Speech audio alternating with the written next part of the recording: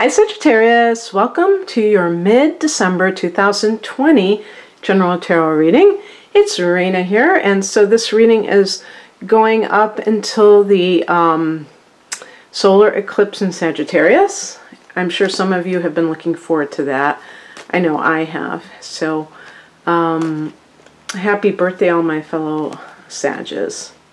I hope you have a wonderful birthday, and some of you of course will be after this mid-month period, but still for all of us this should be a great experience, and it has longer lasting effects. This is a very powerful new moon, and so you can perhaps look for in the next few months, even I've heard up to a year, and there will be another solar eclipse in December of 2021 as well in Sag.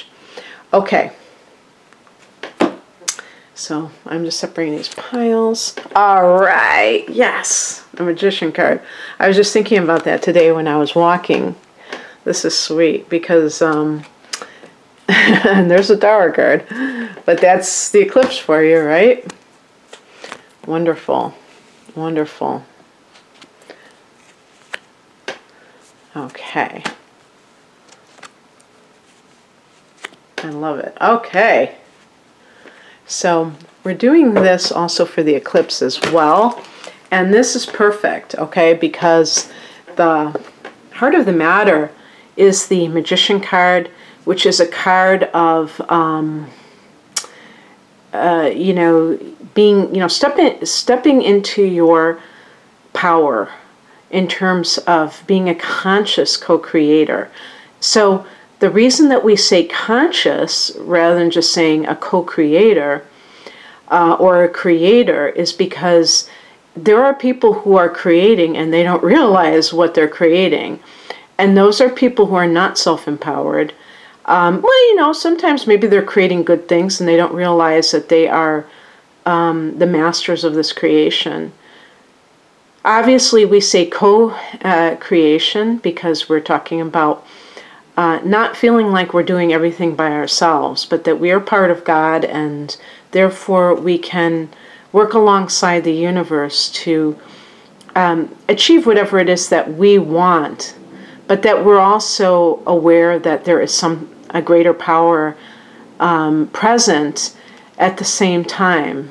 You know, it's not really paradoxical. It's really just that we are part of this and that we have the ability to do this for ourselves, but we also acknowledge that we're not everything. And I think that's good too, because then some people become very controlling over it, and they can't accept when they have setbacks, or, you know, when things don't just completely go their way, they can't really let it go and try to find something that's more in alignment with what they should be doing.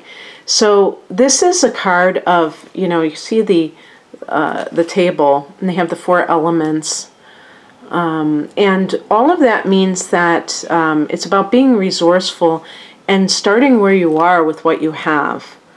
You know, whatever it is, if you want to start a new business, that you don't say, oh, okay, I need $50,000 a loan, business loan, that you can do, you know, you don't have to be grandiose about it, and you can really just start something.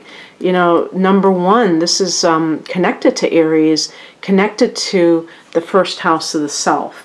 So ultimately, it's, you know, number 1, not just looking out for number 1, but honoring yourself, believing in yourself, knowing that you have what it takes to do what you want to do.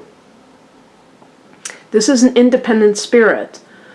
This is you taking charge of your life to manifest what you want. And you know, because this is, we're looking also at the solar eclipse, which is going to be the first house of the self. And if you are, obviously, if you're Sagittarius Sun, this is your solar first. So you have to know what you're natal chart is to know how this falls into your natal chart. But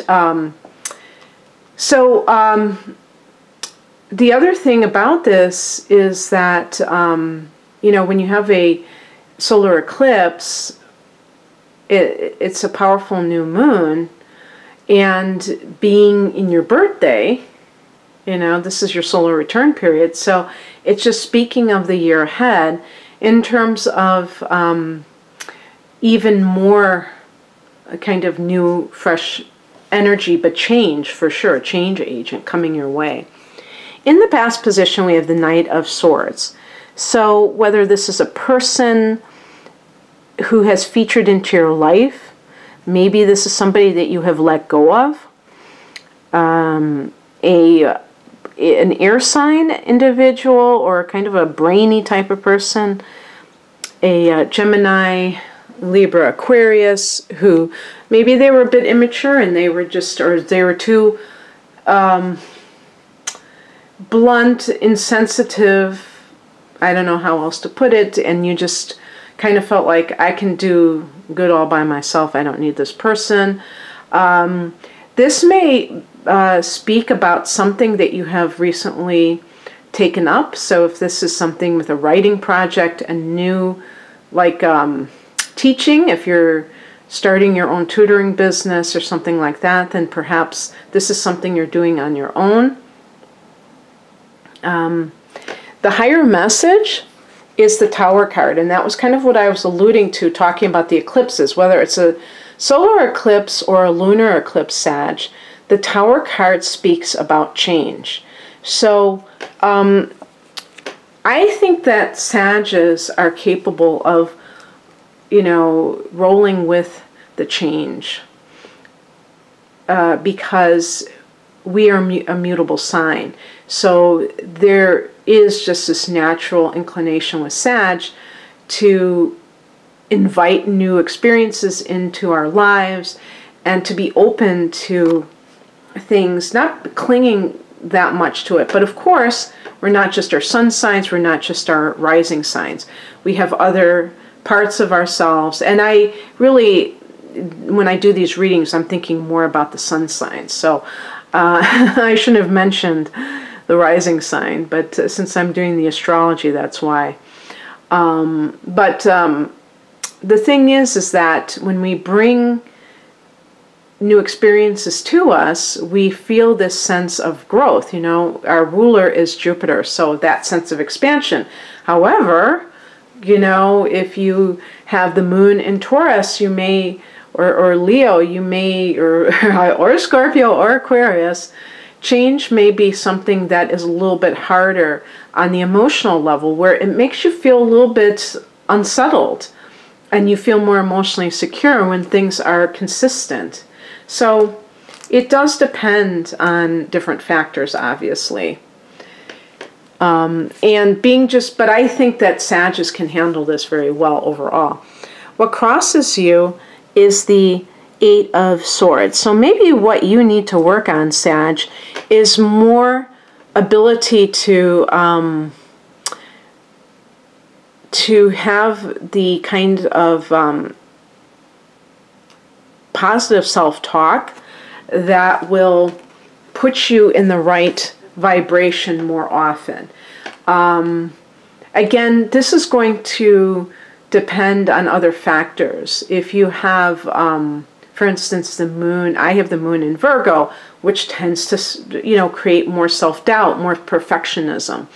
A moon in Pisces, more emotional dependence and, or like a water sign, like especially Cancer and Pisces, more just overt emotionality and emotionalism, whatever the proper word is, and that can impede your ability to move forward with the Magician. It's kind of like it could be a new beginning, as we are seeing with this eclipse, and yet something kind of keeps you in those old tapes running and those old patterns that you have to kind of transcend. So that's going to be true whenever we're making these changes. And I have to say that with eclipses, it's not even necessarily us, choosing to do it ourselves. Things may come about to shake things up.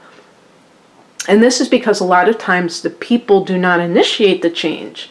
So I suppose you could say it's a way for God or the universe, however you want to look at it, to ensure that we have growth in our lives. Because otherwise, if we're one of those types that is very in love with things staying the same, it can be very stagnant. And that is the opposite of growth. So just keeping that in mind, that you still may need that mental upgrade. So you're getting a life upgrade, but you might need the mental upgrade, and you can do that for yourself. What I did the other day, and this was kind of a spontaneous thing because I was having kind of, I was at risk of going into a negative mental pattern the other day. So I did it very spontaneously. I was in the park, and this is about getting in touch with nature, walking on the path, and I started to I just immediately created an affirmation on the spot. And I just started repeating it like a mantra mentally to myself.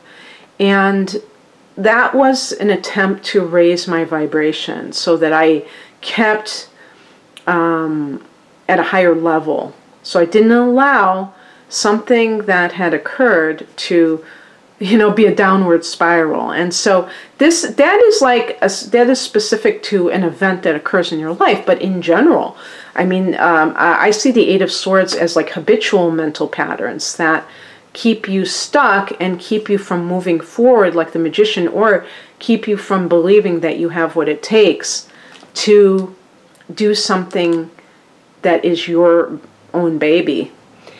What is coming in, or the advice, is the Six of Cups.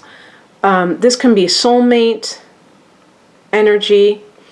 With the magician, there is a sense of independence. So if you have kind of decided that you are going to stay away from an individual who is not very good for you, you feel, then perhaps this is kind of like talking about making space for the soulmate, or that person coming into your life in the time of the solar eclipse. For others, this can be pursuing something that perhaps has been on your radar since you were a child, a dream of yours. And somewhere along the line, you kind of lost sight of it, or you second-guessed it, felt like, oh, that was crazy that I ever thought I would do something like that, and putting it back on the front burner. And the outcome is the Six of Pentacles.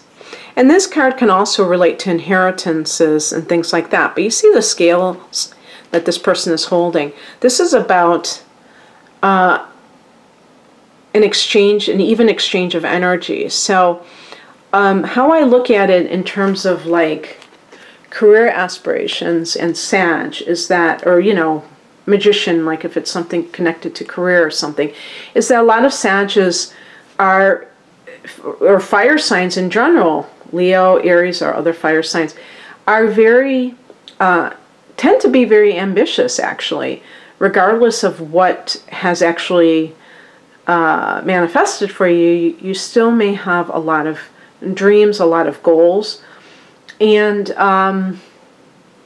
yet, as fire signs, there has to be that sense of passion. I think a lot of you know what I'm talking about, where you don't really feel it. If you can't really feel it, it's hard for you to just kind of to bring your A game to something. And because of that, it can feel like a waste. Like Sages, if you're working for somebody else and you're just not plugged into what it is that you're selling, or that the services that you're offering, you can really feel like you don't have that freedom in your life that Sages tend to crave. And so to me, the Six of Pentacles is about you are putting out there and receiving. And Pentacles is, you know, connected to material resources. So certainly it can be that you gain financially in that way. The number 6 is connected to Venus. And I'm trying to think astrologically. Venus is going into Sag in December. So this could be a good money month for Sag. But also on the energetic level, that what you value, which is what Venus also represents, that the energy that you give, that you put out there, you get back in what it is that you value. And Sagittarius tend to have high ideals.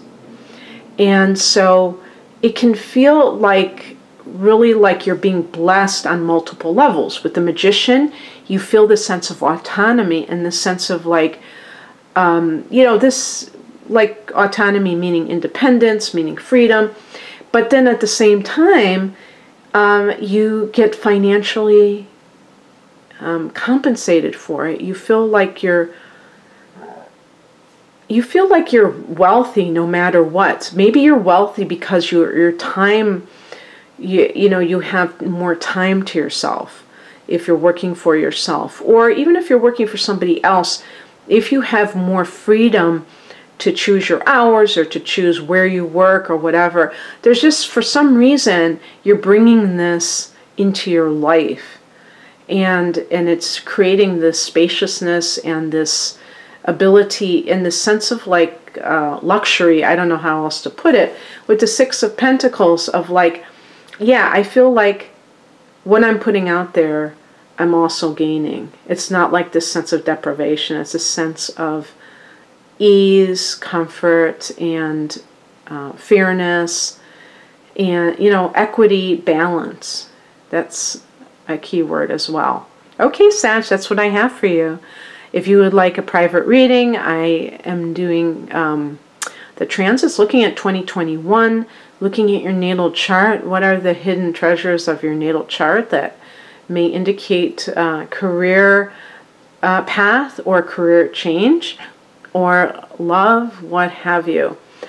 Please click on the link below for that. Have a great solar eclipse. I hope it's a magical time for you. Take care. Bye.